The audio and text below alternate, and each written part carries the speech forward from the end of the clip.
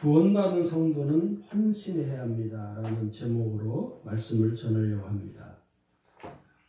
구원받은 성도들은 하나님을 믿고 의지하는 삶을 살아가는 사람을 성도라 부릅니다. 그러므로 성도들은 하나님의 영광을 위하여 헌신하는 삶을 살아야 하는 것이죠. 이 헌신이라는 것은 어떻게 할 수 있느냐면 성숙한 신앙에서 나오는 것입니다. 그래서 헌신할 수 있는 사람의 첫 번째 이 태도가 가장 중요한 기본 이 마음가짐이 뭐냐면 자발적인 마음이죠. 그리고 자원하는 신앙이 바로 헌신을 할 수가 있는 것입니다.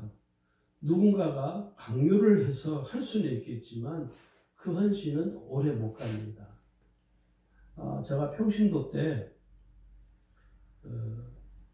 제가 집사로 이렇게 평신도로 신앙생활 할 때 그 목사님께서는 항상 뭘 중요하게 여기시냐면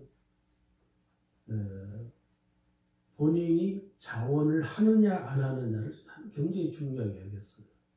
그래서 아무리 중요한 그 교회에서 꼭 해야 할 일인데도 불구하고 성도들이 헌신을 하지 않으면, 다시 말해서 자원하지 않으면 시키지를 않았습니다.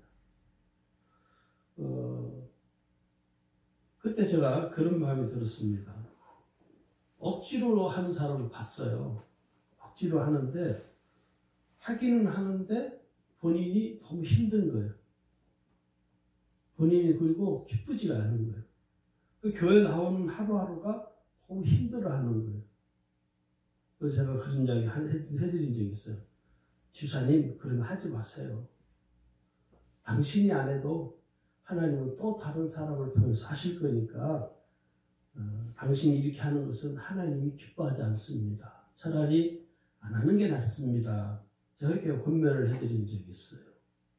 그럴 때 그분이 집사님, 내가 기도해보겠다고.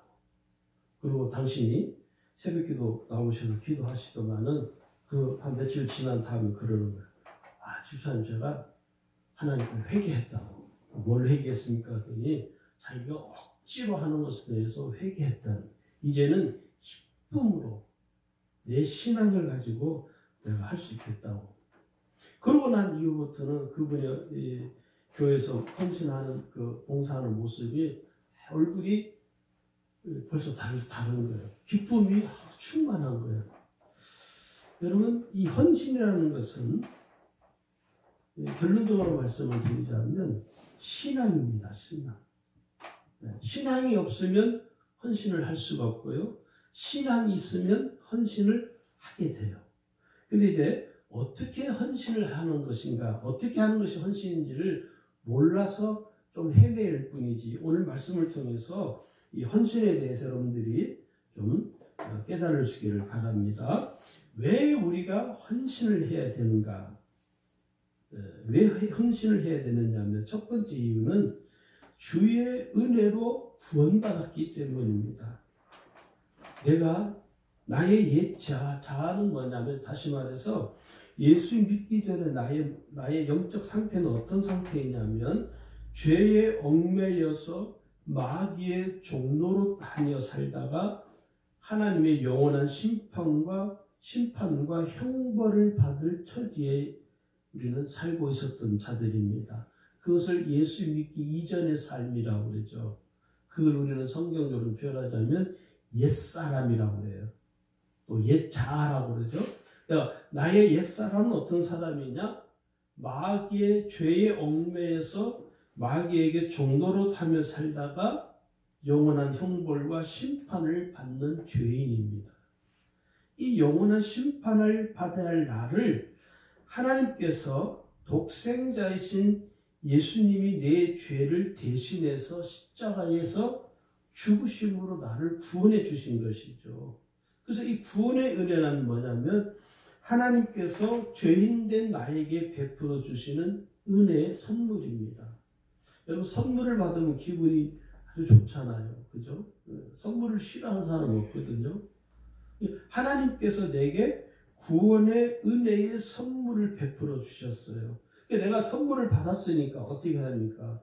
여러분 선물 받은 사람이 입 싹 닫고 가만히 있는 사람 있습니까? 없거든요. 아이, 감사하다고 어떻게 귀한 선물을 이렇게 내게 주시니 참 제가 뭔들까 모르겠다. 다들 감사의 표현을 하죠. 똑같습니다. 하나님께서 내게 구원의 은혜의 선물을 베풀어 주셨어요. 이거는 이 세상에 있는 모든 금은 보화를 다 하나님께 드린다 해도 갚을 필요 없습니다. 그래서 우리가 하나님 앞에 헌신하는 이유는 하나님 나를 구원해 주셨기 때문입니다. 이 헌신은 그래서 의무감이 아니에요. 헌신은 여러분 의무로 하는 것이 아니라 내게 베풀어 주신 그 구원의 은혜가 너무 크기 때문에 내가 자발적으로 하고 내가 자원하는 마음으로 자원하는 신앙으로 자발적인 신앙으로 헌신을 하는 것입니다. 그래서 이 겸손한 마음과 감사의 신앙을 가지고 주님께 영광을 돌리는 삶이 바로 헌신이죠. 그래서 여러분 헌신하지 않는 신앙은 어떤 신앙이냐면 감사하지 않는 신앙이라고 보면 틀림이 없습니다. 10명의 병을 고침받은 사람이 있죠. 뒤에도 좀 자주 좀 언급을 하겠지만 그 10명 중에 9명은 예수님에게 와서 감사하지 아니하고 단 한 사람만 와서 감사하고 하나님께 영광을 돌렸다고 그러죠. 그러니까 오늘 내게 하나님께서 베풀어 주신 은혜에 감사하는 사람은요, 반드시 그 감사가 어떻게 나타나냐? 헌신하는 신앙으로 내가 하나님 앞에 반응하는 것입니다. 두 번째는요, 왜 헌신을 해야 되느냐면 하나님의 영광을 위한 삶을 살기 위함입니다. 모든 인간은 하나님의 형상을 따라 창조되었죠. 그래서 우리 인간의 첫 번째 구원받은 사람들에게 주어지는 첫 번째 삶의 목적이 뭐냐면 하나님이 나를 창조하셨으니 내가 하나님의 영광을 위해서 살아야지. 이게 깨달아지는 거예요. 이게 첫 번째 구원받은 은혜 받은 사람들의 삶의 목적을 깨닫는 것입니다. 그래서 예수님이 나를 위하여 십자가에서 피 흘려 죽으시고 예수님이 내게 십자가의 은혜를 베풀어 주셨거든요. 그러니 얼마나 감사합니까? 또 왜 우리가 그러면 하나님의 영광을 위해서 살아야 되느냐면 이 하나님의 영광을 위해서 산다는 것은요, 무엇을 의미하냐면 나의 존재의 가치를 증명하는 것입니다. 여러분, 우리 인간이 가장 이 고결한 가치는 뭐냐? 하나님의 영광을 위해서 사는 것입니다. 이게 존재, 인간으로서의 구원받은 그리스도인으로서의 가장 거룩한 이 가치가 뭐냐? 나는 하나님의 영광을 위해서 살겠습니다. 왜? 하나님이 나를 창조하셨으니까. 그 하나님이 나를 창조하시고 나를 바라보시면서 좋았더라, 심히 좋았더라고 감탄하시면서 하나님이 나를 바라보고 계시니 이제 나의 삶은 이제는 주를 위해서 주의 영광을 위해서 사는 삶이 나의 최고의 가치가 되는 것입니다. 사람들이 대부분 물질의 가치관을 두고 있습니다. 그래서 그 얼마 주고 샀어? 사람들이요, 자가용을 이렇게 타고 다니면 보세요, 여러분, 경차를 타는 사람과 그랜저를 타는 사람은, 사람들 우리가 평가할 때 그랜저 타는 사람은 그랜저 타는 값의 가치를 한다 생각하고 아주 작은 경차를 타는 사람은 경차의 가치만큼 한다고 생각을 합니다. 한 예로 여러분, 호텔에 가면요, 예를 들어서 제가 1톤 포타를 타고 제가 롯데 호텔을 딱 갔어요. 그럼 그 롯데 호텔에 그 차 이렇게 파킹하는 사람이 나와서 어떻게 합니까? 저쪽 무시하죠. 왜요? 그게 나의 가치라고 생각합니다. 근데 우리 시온이가 그랜저를 다 타고 롯데호텔을 딱 갔어요. 그 롯데호텔 그 파킹하는 사람이 얼른 나와가지고 그 운전석에 문을 싹 열면서 내쉬라고 자기가 파킹을 해주겠다고. 왜 그래요? 그 가치 때문에. 그러니까 우리는요, 그게 아주 쉽게 우리가 생각할 수 있는 것이죠. 그러니까 사람들이 오늘 어떤 가치를 어디가 두느냐, 이게 참 중요합니다. 그러니까 우리가 뭘 할 때 자꾸 우리는요, 그 얼마 주고 샀어? 그 얼마야? 그렇게 묻는 사람이 있어요. 제가 넥타이를 이렇게 하나 샀어요. 그 넥타이하고 목사님들하고 만났어요. 처음 보는 넥타이니까 목사님 물어보고, 박감사님 넥타이 못 보는 거래. 그렇다고. 제일 먼저 묻는 말이 얼마야? 얼마야? 그래서 얼마에 맞춰봐요 했더니 넥타이가 보니까 상당히 고급스러운데 한 5, 6만 원 하는 거냐고. 그래서 제가 그랬어요. 눈이 그렇게 낮냐고. 5, 6만 원짜리 같은 데가 사겠냐고. 사람을 뭘로 보느냐고. 얼마인 줄 아느냐고. 3,000원 주고 사. 여러분, 사람은요, 이 가치를 자꾸 물질에다가 가치를 주고 살아요. 우리가 이것을 내가 어디에 가치를 두고 사느냐를 잘 우리가 살펴봐야 합니다. 이 온전한 헌신이란 뭐냐면, 온전한 헌신은 내가 나를 위해서 사는 것이 아니라 내가 이제는 예수 그리스도를 위한 삶을 사는 것이죠. 그래서 이 헌신은 어떤 특별한 사람, 어떤 특정한 사람이 하는 것이 아니라 하나님의 자녀라면 모든 그리스도인들이 헌신하는 삶을 살아야 됩니다. 여러분, 어린 아이가 한 생명이 태어나서 3살, 4살 이렇게 과정을 쭉 거쳐가지고 이제 태어난 지 얼마 안 된 4살짜리가 부모에게 효도할 수 있습니까? 효도할 수가 없습니다. 왜?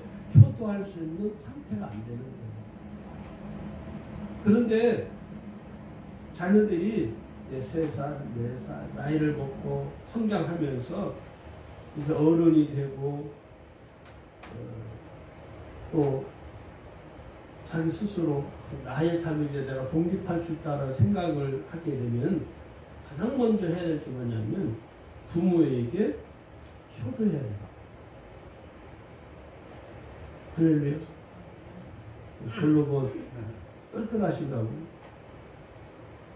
내가 자녀로서 부모의 돌봄을 받고 살아온 이후에 이제 내 스스로 나의 삶을 내가 책임을 지고 그걸 우리는 독립이라고 그러죠. 독립할 수 있는 상태에 되면 해야 될 것이 뭡니까? 부모에게 효도해야 됩니다. 이게 당연한 것이죠. 그런데 이 당연한 것이 마치 특별한 것으로 지금 이게 이 세상에는 인식이 되고 있죠. 왜 효도해야 됩니까?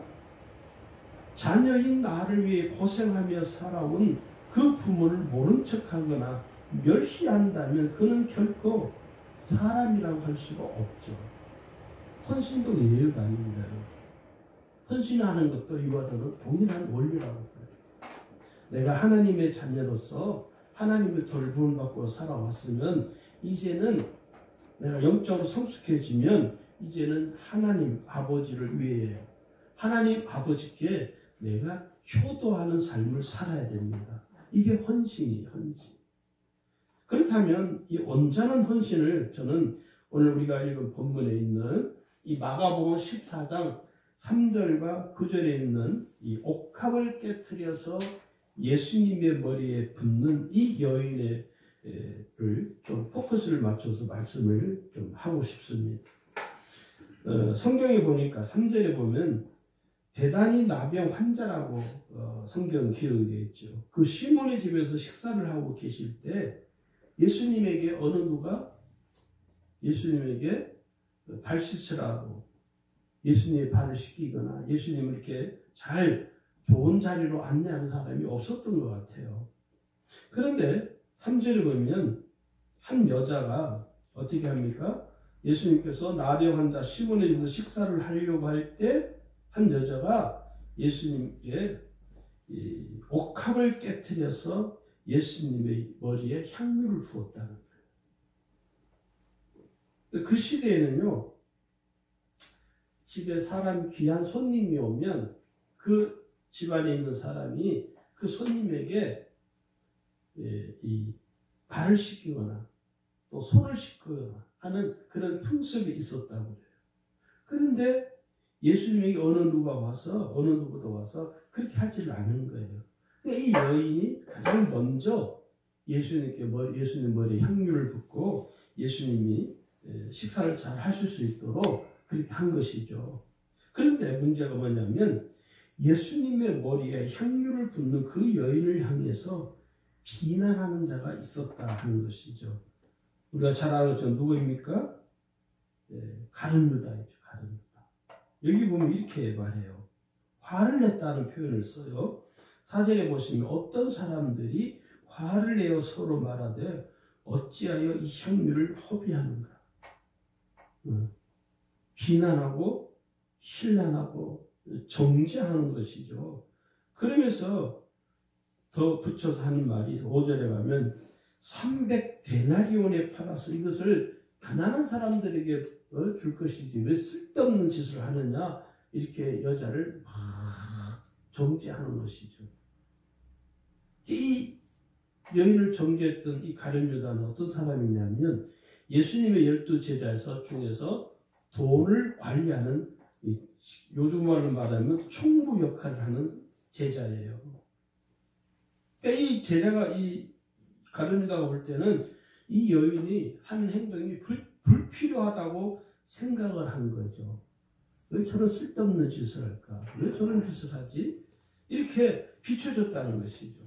이 가룟 유다가 그 여인을 비난하는 이유를 성경을 좀 보면서 이렇게 추려보니까 한 3가지로 함축을 할 수 있어요.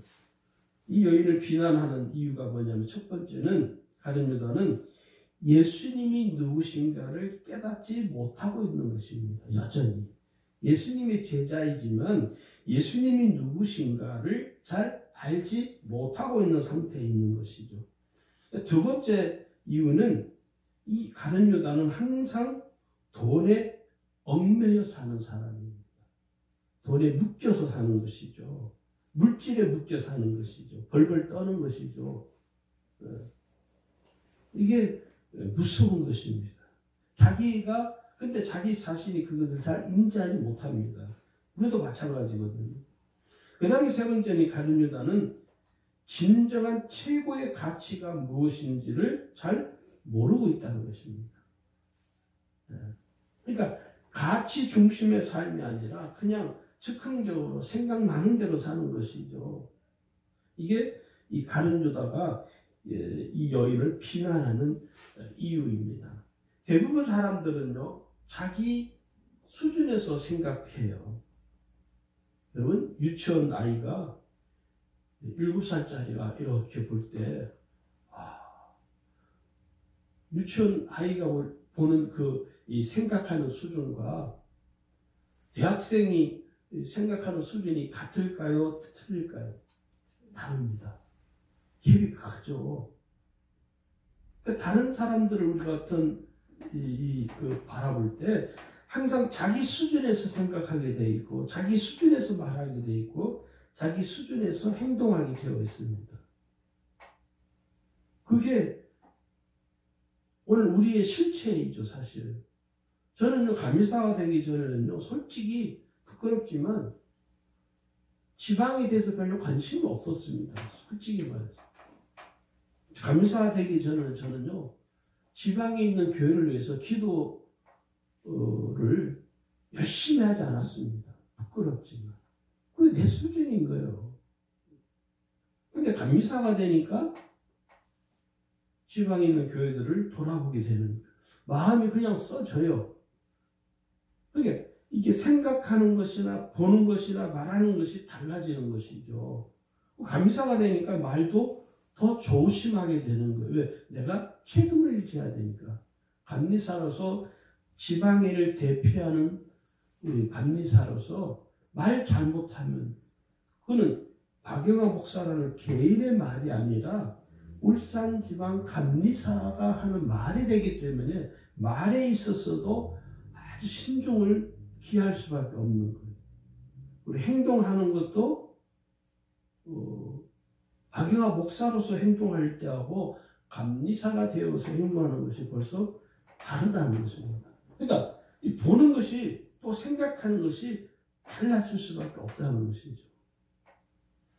그 사람이 누구인가를 알려면요, 그가 어떤 가치관을 갖고 있느냐에 따라서 그 삶이 달라진다는 것입니다. 사람들은 그러잖아요. 돈이 최고라고 생각하는 사람은 어떻게 해요? 돈이 그 인생에 있어서 가장 중요해요. 그에게 있어서 돈보다 중요한 건 없는 거예요.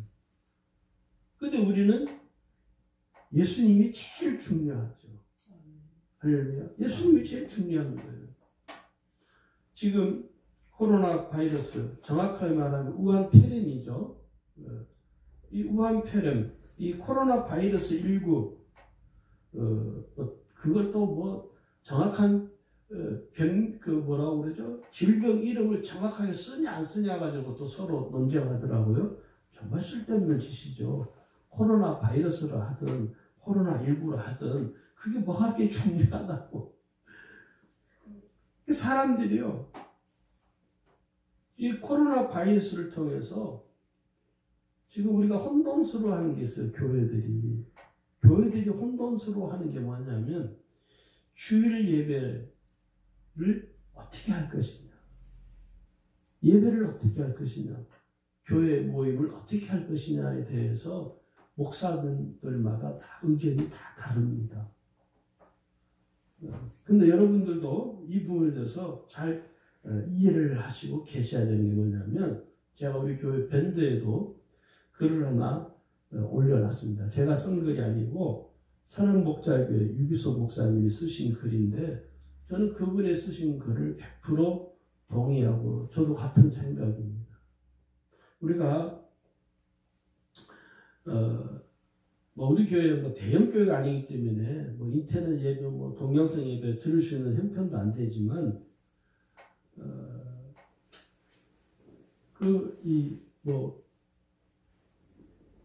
온라인 라이브 예배로 드린다고 해서 비난해서도 안 되고요.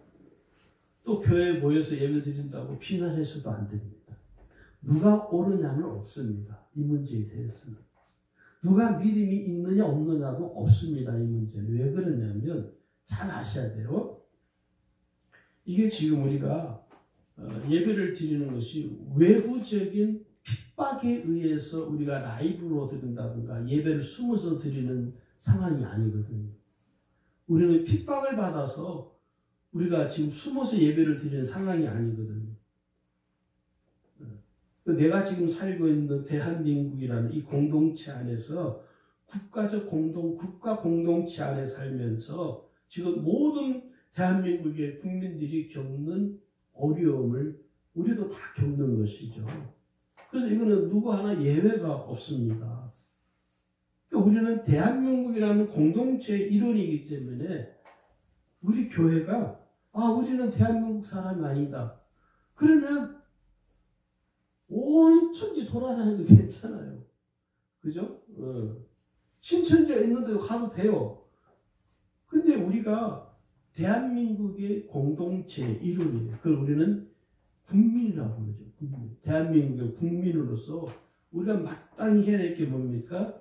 책임입니다. 책임. 그건 이제 다른 말로 사회적 책임이라고 그래요. 그러니까 교회가 지금 일어나고 있는 사회적인 현상, 일어나고 있는 일들에 대해서 교회가 외면을 하면 안 되는 것입니다. 교회도 책임을 져야 돼요. 그래서 우리가 예배를 드리는 것을 조심하는 거예요. 그래서 예배 드리기 전에 문 잠그라 하는 이유가 그거예요. 걸리더라도 우리끼리 걸리고 말해야지. 남에게 피해를 되겠습니까? 사회적인 책임을 다하기 위해서 우리는 라이브 예배를 처음에는 라이브 예배를 드려야 된다, 뭐 떠들은 막 서로 우왕좌왕한 것이죠. 지금도 똑같습니다. 여러분이 명확하게 또 이 문제에 가지고 다른 교회 성도들하고 서로 얼굴 붉히고 논쟁할 필요도 없는 것입니다, 사실. 쓸데없는 것이죠. 단지 누가 혹시 뭐라 그러면 우리는 지금 사회적 책임을 다하기 위해서 우리는 교회가 지금 다 조심하는 것이다. 그렇게 설명을 해주시면 됩니다. 이게 예수님이 예수님께 향유를 부은 이 향유 가격이 얼마인 줄 아십니까? 300데나리온이라고 성경은 기록을 하죠. 그럼 여러분 300데나리온 아마 이게 계산이 안 될 거예요. 쉽게 말하면 요즘 말로 풀어서 설명하자면 노동자의 하루 품삯이 1데나리온이었습니다. 그 시대에. 지금 현장에 가서 현장 노동 일을 하는 사람이 받는 품삯이 1데나리온이에요. 그러니까 300일 동안 열심히 일을 해야 그 향유를 살 수 있는 가격입니다. 거의 1년 다 되죠. 1년 365일이니까 정확하게 말하면 한 10개월 동안 열심히 먹을 거, 못 먹을 거, 그 해서 먹는 것도 제대로 못 먹고 오직 이 향유를 사기 위해서 내가 열흘 동안 10개월 동안 열심히 일을 해야 돼요. 그 향유를 사서 그래서 이 여인은 아마 1년 동안 거의 1년 동안이죠. 자신이 먹을 거, 입을 거, 자기가 쓰고 싶은 거 버리고 부지런히 모았을 것입니다. 왜? 누구를 위해서? 주님을 위해서. 그리고 예수님이 향유에 머리를 품은 것이죠. 그 예수님께서 이 향유를 부은 그 여인에게 말씀을 하시는 장면이 6절, 7절, 8절, 9절에 있죠. 예수님께서 이렇게 말씀합니다. 8절에 가면요. 그는 힘을 다하여 내 몸에 향유를 부어 내 장례를 미리 준비하였느니라. 내가 진실로 너희에게 이르노니 온 천하에 어디서든지 복음이 전파되는 곳에는 이 여자가 행한 일도 말하여 그를 기억하리라. 그러니까 이 여인이 행한 모든 일들이 이제 복음이 증거되는 곳에는 항상 기억하게 된다. 그 일이 알려지게 된다는 것이죠.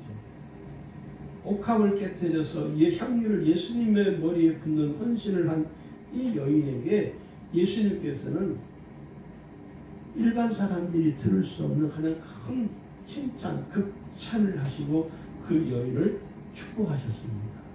이게 헌신의 결과이죠. 오늘 우리가 이 예수님께 향유를 부인 여인처럼 내게 있는 내 전부를 주님께 드린 경험이 있어야 합니다. 우리가 다 이제 천국 가면 주님 앞에 딱 서잖아요. 우리가 주님 앞에 섭니다. 주님 앞에 딱 섰을 때 주님이 나를 이렇게 보시면서 야, 내가 널 이렇게 만나니 너무 기분이 좋다. 야, 너가 그때 너의 삶 전부를 내게 바치지 않았느냐. 내가 그때 얼마나 기쁘고 얼마나 즐거운 그 말을 들어야 될 텐데 주님 앞에 딱 섰는데 주님 딱 보시면서 아이고 왔냐? 이러면 얼마나 서로 견면적일 것입니까? 또 오늘 우리가 잘 생각해 보면 나의 삶 전부를 주님께 드리는 이 헌신하는 삶이 우리 삶에 주님 앞에 서기 전까지는 있어야 되지 않겠습니까? 우리가 헌신을 할 때 반드시 우리가 주의해야 할 점이 있습니다. 그게 뭐냐면 자신이 먹다가 남은 것 갖고 드리는 것을 주의해야 됩니다. 자기가 먹다가 남은 것을 하나님께 드리는 것을 주의해야 돼요. 그건 헌신이 아니라는 것입니다. 두 번째는요. 자신이 쓰다가 남은 것 갖고 드리는 것을 또 주의해야 합니다. 이건 헌신이 아니죠. 왜 그러냐면 하나님은 살아계시기 때문에. 하나님은 살아계시기 때문에. 여러분 만약에 여러분 아주 귀한 음식을 먹다가 그 남은 음식을 싸가지고 가지고 왔어요. 아이고 목사님 이거 아주 귀한 음식입니다. 갖고 왔어요. 그럼 제가 그 음식을 보고 아이고 고맙습니다. 그렇게 하겠습니까? 어떻게 하겠습니까? 제가 표현을 안 하죠. 그 면전에서. 그래서 제 속으로 이분이 나를 정말 하찮게 여기는구나. 이분이 목사인 나를 너무 하찮게 여기구나. 아마 불쾌하게 생각을 할 거예요. 똑같습니다. 하나님도. 하나님께 내가 헌신을 할 때 내가 가장 귀하게 여기는 것, 내게 있는 내가 소중히 여기는 것을 주님께 드릴 때 주님이 그 헌신을 기뻐 받으시는 것입니다. 할렐루야. 여러분 제가 지금도 이렇게 목회를 하면서 가끔 헌신에 대한 설교할 때 이 형제 이야기를 꼭 한 번씩 언급을 하는데, 제가 부산 제1교회 있을 때 그때 제가 전도사 때였습니다. 저는 그때는 제가 이 중고등부 청소년 파트를 담당하고 있었는데 한 청년이 대학을 졸업하고 그 청년이 예배 나오면서 저하고 가끔 이야기도 나누고 또 교회 오면 꼭 그 청년이 저를 만나서 이런저런 이야기하고 또 기도도 이렇게 하고 그랬던 청년이 하나 있어요. 이 청년이 뭐냐면 그 사회복지를 전공한 청년이에요. 그 사이가 공무원 시험을 친대요. 사회복지사업에서 어려움을 당한 사람들이 아니라 도움을 주는 삶을 살고 싶다. 그러냐고 참 귀하다. 그런데 그 청년이 공무원 시험을 쳤는데 한 번에 합격을 했어요. 자기가 그러는 거예요. 전상처는 공부를 잘하는, 부산대학을 나왔는데 공부를 잘하는 그 머리도 아닌데 자기가 할 것은 기도밖에 없다는 거예요. 저거 한 달 동안 기도해달라고 안 왔다고. 정말 기도를 많이 해줬어요. 항상 기도할 때가 제일 먼저. 그런데 그 국가 공무원 시험에 합격을 했어요. 지금은 서울에 어디 부천 어디 서울 어느 그 행정기관에 지금 일을 하고 있는데, 그리고 그 합격 소식을 듣고 가장 먼저 저에게 찾아와서 그 이야기를 하면서 그러는 거예요. 전사님 이번 주 중에 시간이 언제 있으시냐. 그래서 우리는 월요일날 쉬는 날이다. 그러면 자기가 월요일날 자기는 그런 음식을 먹어본 적이 없는데 자기가 가서 봤는데 너무 맛있는 이 식당이 있대요. 자기가 거기를 한 번도 가본 적이 없대요. 그렇게 자기가 좋은 식당을 예약을 해놓을 테니까 가자고.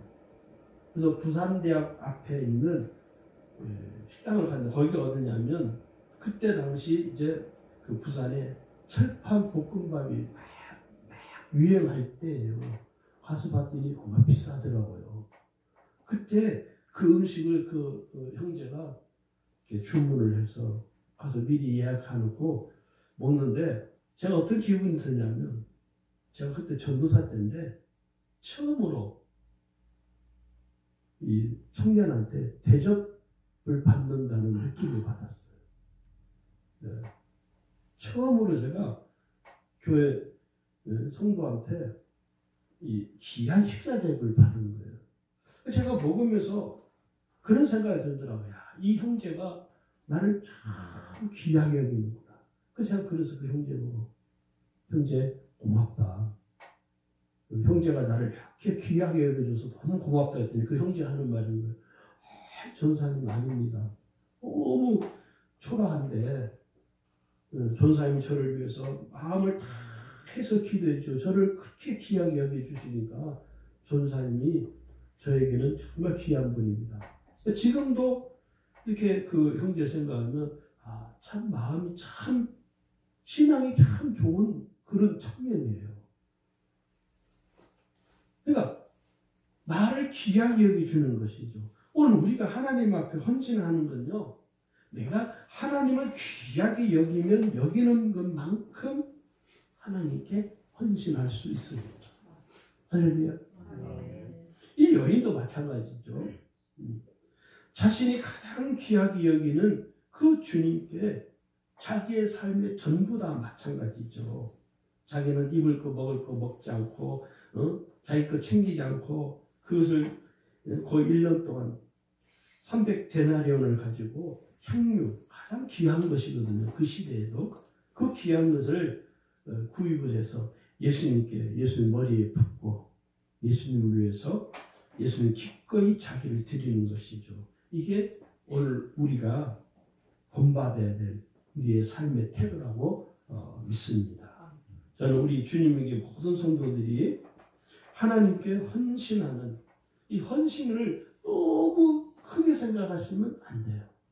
아주 내게 있는 것 전부를 드리는 것이죠. 내가 최선을 다해서 하나님께 드리면 하나님 그것을 받으시고 하나님이 나를, 왜냐하면 내가 하나님을 가장 귀한 분으로 내가 하나님을 예우하는 것이죠. 그분께 내가 나의 삶을 드리는 것이기 때문에 하나님 그것을 받으시고 또 하나님이 저와 여러분을 귀하게 여겨 주십니다. 오늘 말씀을 통해서 우리 이 자리에 오늘 예배드려 나온 모두가 하나님 앞에 헌신하는 삶이 되기를 주의 이름으로 축원합니다.